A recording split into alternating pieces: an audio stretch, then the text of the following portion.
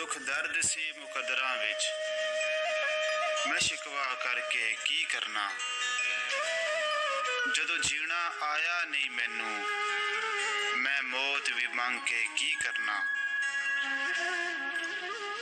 ਤੂੰ ਪਿਆਰ ਦੀ ਕਸ਼ਤੀ ਡੋਬ ਛੱਡੀ, ਮੈਂ ਕੱਲਾ ਤਰ ਕੇ ਕੀ ਕਰਦਾ। ਜਦੋਂ ਤੂੰ ਹੀ ਅਥਰੂ ਪੂੰਝੇ ਨਹੀਂ, ਮੈਂ ਅੱਖਾਂ ਭਰ ਕੇ ਕੀ ਕਰਦਾ।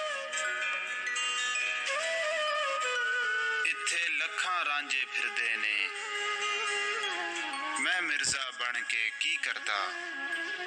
ਉਹ ਜਾਂਦੀ ਵਾਰੀ ਪਲਟਿਆ ਨਹੀਂ, ਮੈਂ ਹੱਥ ਹਿਲਾ ਕੇ ਕੀ ਕਰਦਾ। ਨੀਂਦ ਨਾ ਵੇਖੇ ਬਿਸਤਰਾ ਤੇ ਭੁੱਖ ਨਾ ਵੇਖੇ ਮਾਸ, ਮੌਤ ਨਾ ਵੇਖੇ ਉਮਰ ਨੂੰ ਤੇ ਇਸ਼ਕ ਨਾ ਵੇਖੇ ਜ਼ਾਤ। ਮੈਂ ਕੋਝਾ ਮੇਰੇ ਕੰਮ ਵੀ ਕੋਝੇ।